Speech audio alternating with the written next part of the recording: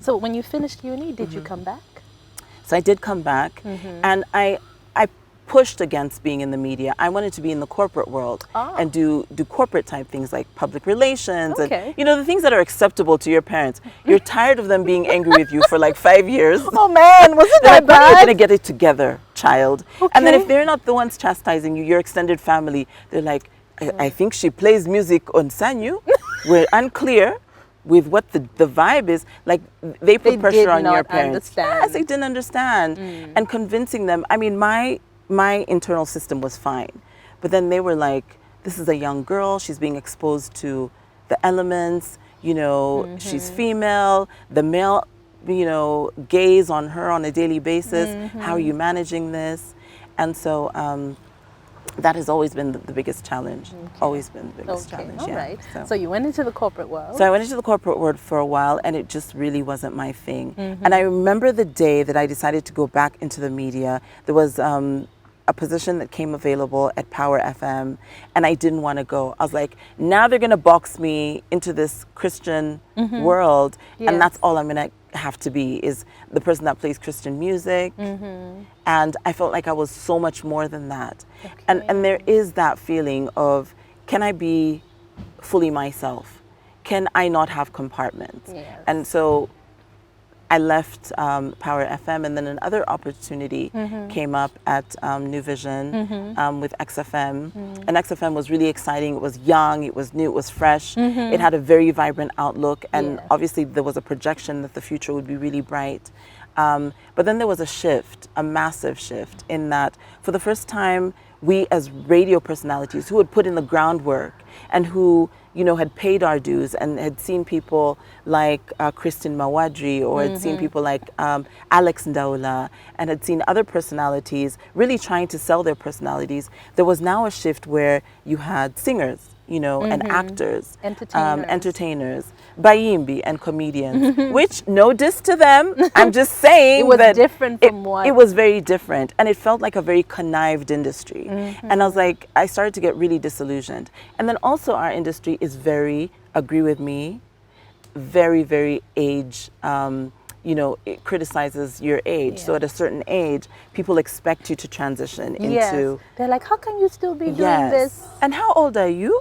And and you're like, this is a legitimate career path. Exactly. And there's ageism that's attached to what we do. Whereas when you move into other larger metropolitan markets, you find people who've been there for 30, 40 years and very acceptable. But here you burn out like a matchstick. You're like, that's the end. You go, have babies, stop, No, and I know this for so many female radio presenters. They'll be like, no, now it's time for me to move on and do something else and have a family. And I'm like, why can't you have a family and do this still? I mean, honestly, but everyone has the right to a different choice. But yes, you absolutely. No, I mean, the judgment is welcome, because we put ourselves in the public eye, and people can criticize your hair, your makeup, whatever. If you're having a bad day, they have the license to do that, right? Which is okay.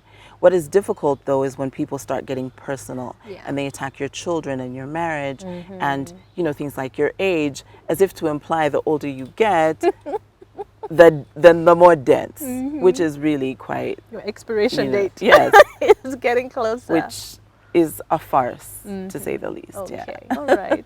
So after that shift, that, when you started to see this difference, because it's also a different caliber of radio presenter that was coming in.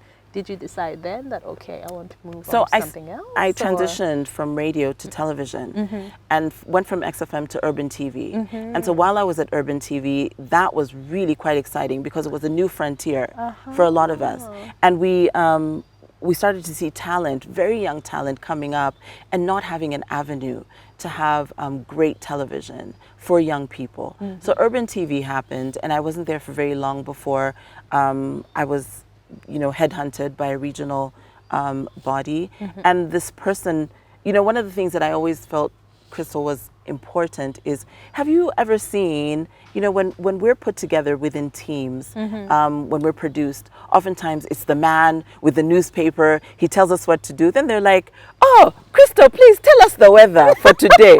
Or tell us what Bebe Cool wore to the Grammys. Oh then, my you know, God. the thing is, we're the ones we're the background chatter and the laughter, and we're supposed to go, Choka Crystal, or to the guy, right? So we're complimenting him all the time. And God forbid that you should have a strong mind, a strong will to be able to contribute significantly to a lot of this really strong content. And so I had this sort of silent activism in which I was always bulldozing. You know, I became a little belligerent because I was like, I was so tired of seeing the newspaper opening and then this man saying, oh, you see, this is what national housing should be doing for us, or whatever topic we were talking about. And that was the structure of the show. That was the structure of the show, was that men were leading and we as women were sort of taking the back seat. But to his credit, the person who was orchestrating everything saw talent in me and helped me executive produce and write these segments. And it was from there that I was spotted by an international entity that then took me to a regional level, and then from the regional level we went continental, and then we started doing some global work. So it was very validating. I was like, you know, yeah, women do have an opinion. Yes, they do. Newsflash. Yes, it's not a novelty, and we're not a one-off. We just might be the majority. It's nice that you bring that up, because I feel those are some of the battles that we had to fight, where you had a voice and you could lead a show, and it was always be like, oh no, the man is the driver. Yes. And like, okay, let's do the show and then we'll see what happens. Absolutely, absolutely. Yeah. So. And you know, the smart ones knew that they were very comfortable in their personality. I now segue to you and spotlight you, because I very early on could see that you saw radio and TV and all these other things that you were doing was just one segment of an entirety of your life. Yeah, whereas, so many parts of whereas you know, you can just get caught up with the hype. And now introduce social media, it's a whole new platform. I miss the days when I could just wear jeans and a t-shirt or shorts. I used to wear, it was a policy of mine. Right. I used to wear shorts on Mondays. Really? Yes. I'm like, I work on radio. Oh, okay. I don't have to wear a suit, so I used to wear shorts on a Monday, and people would always be like, how can you dress like that? I'm like, because I can. Now we're zooming in. I'm like, what lipstick did she wear? And oh my God, can't she take care of hers? And then of course the Twitter fingers. It's a whole new ball game. Yeah. You just have to, you know, live your life. You can't. Definitely. We are not going to be controlled by other people's opinions.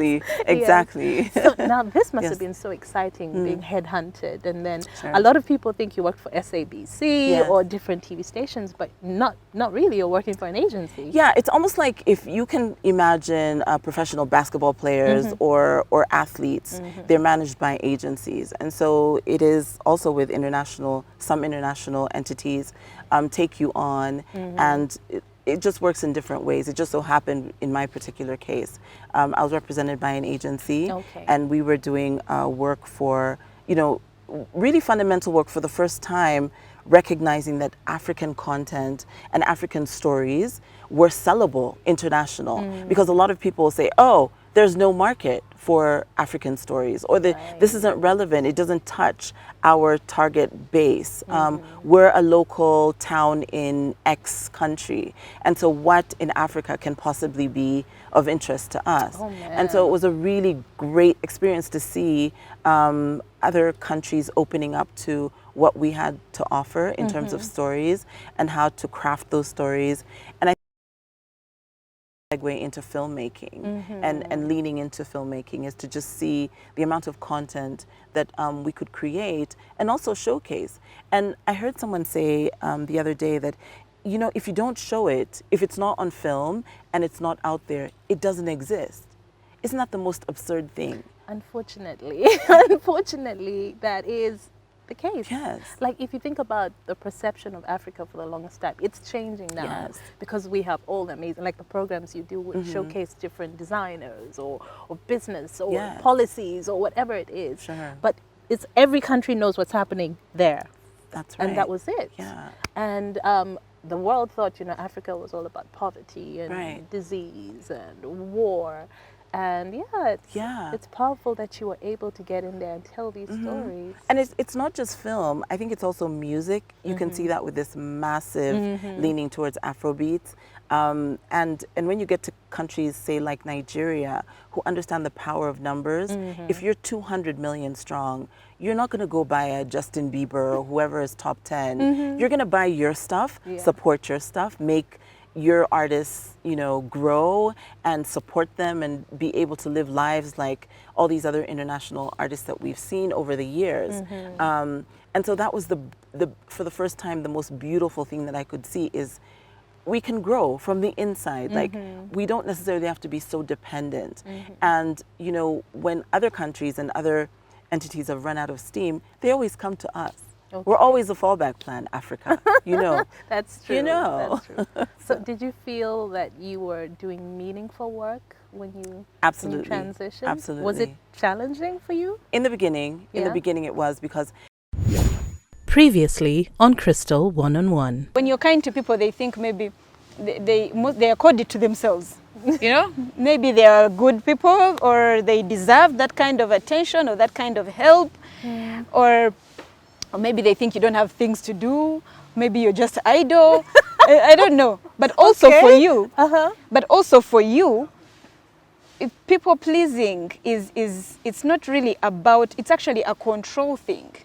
Oh. It's actually a control thing. It's you wanting to control how the other person views you. Yes. Okay. So all my life I've been, oh, you're such a nice person, you're so generous, and I am.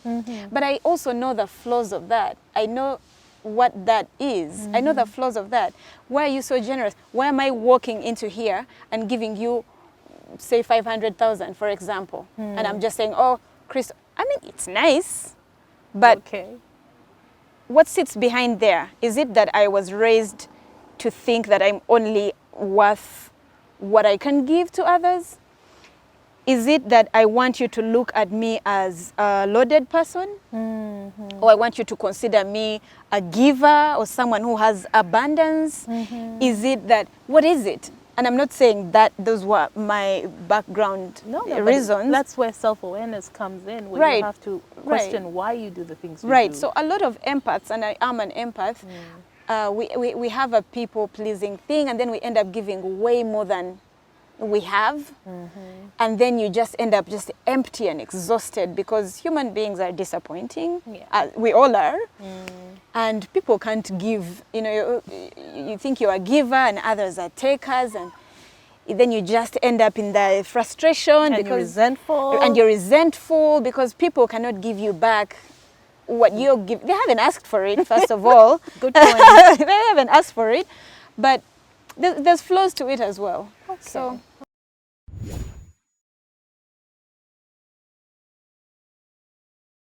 We don't necessarily have to be so dependent. And, you know, when other countries and other entities have run out of steam, they always come to us. Okay. We're always a fallback plan, Africa, you know. That's true. You know. That's true. So did you feel that you were doing meaningful work when you transitioned? Absolutely. Was it challenging for you? In the beginning, it was because when you're used to being a radio or television personality, you switch on. You're not fake, but you know that it's go time, and you know that there's a momentum that is required. So this is me taking that same momentum into news, and I'm like, we're here. This is what we're doing, and they're like, you know, you always have these inner mics where people are speaking to you, and you have a producer. They're like, less laughter, tone it down. You know, it's not. You know, it's serious. It's serious now. You're like, oh. And so over time, you go through these learning curves, and you also grow professionally and learn more about countries that you never really, you know, knew about. Because you hadn't really traveled in Africa before. A country like Reunion. Who goes to Reunion? You tell me. Nobody.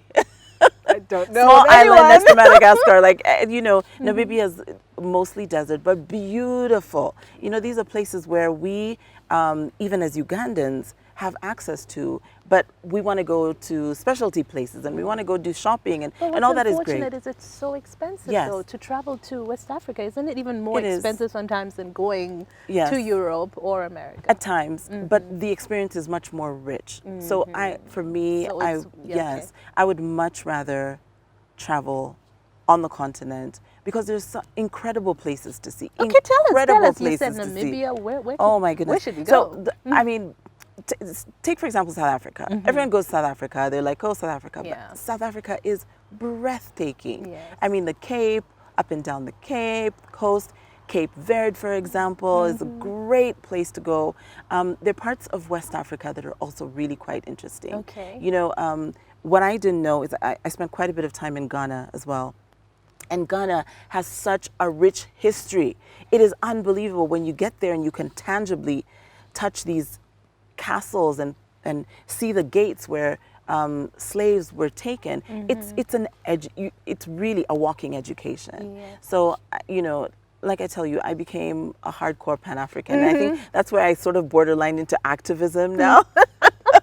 So the evolution went from like international journalism to activism and fashion and African fashion. Yeah, that's speaking of your time in Ghana and your love for Ankara and African design. Yeah. I mean, we don't see that so much here in Uganda, which I find sad. When people feel they dress up, especially for corporate wear, it's always, you know, the standard Western, you know, wear. And yet, in countries like Ghana, you hardly see anyone wearing like regular, you know, trousers. Yes. Everything is in African fabric. Hardly. It's. I think it's a mental thing also. It's a mental shift where, you know, for the longest time, I don't know, there was a perception that, you know, Ankara was for our older dads. You know, it was dad wear, dad and mom wear, and once they have it on, you know it's serious. There's a wedding or something's going on, like, you know. Once they break out the Ankara, just know it's going down.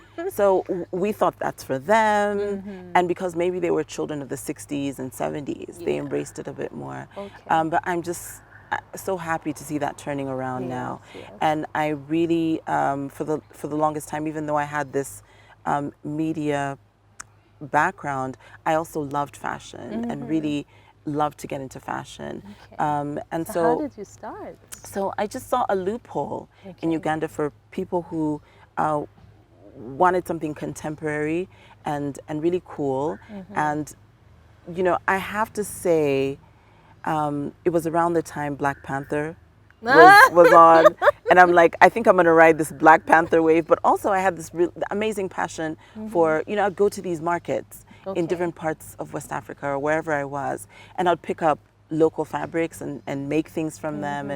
And so I opened up a store in Kampala and really pushed for people to embrace, you know, sustainable local fabric that we could use, that was beautiful, that, you know, had a history, that was, you know, could tell our stories through our fashion. And that was really, really quite successful. And so we've merged out in different ways because of COVID, but I'm just so glad that I was able to experience that. I love that when you jumped into it, you were very particular about the finishing, about the style, the cut, and the finishing, because I feel with Ankara materials and African materials, that is what takes it to the next level. And here we still have people who are like, yes, I can make something for you and everything. And it can go Although left. Now we have much better designers, but a few years ago, you're like, this is what I want from the magazine. What you get is like, Sure. Yeah. And that's the thing, is that we wanted to best represent ourselves, which is what? A sophisticated approach to who we are now as African people. That we understand a level of global living, but we are who we are authentically. And we want to see that in our clothes. We want to see that in our day-to-day. You know, if I'm wearing sneakers or trainers, a little African fabric lets you know who I am. Yes, you know what I mean? And I'm not running away from that for the longest time. You know, when someone says, whether it's earrings, earrings, a hairband, a little something here and there, just to let you pop. But I think more than anything, I think it's a mindset that we are saying that we're no longer ashamed of being African. We're not dirty, poor, helpless, you know, destitute, begging. That no, we're vibrant people with brains and who can contribute significantly to this world, and we're no longer going to be ashamed of being who we are. Okay. Yeah. So when you jumped into, your fashion, Yeah. and then you opened your store, Yes. then you went online, Yeah. and I know you have some pieces in bold Yes. right now. How was it? Was it challenging for you? Definitely, because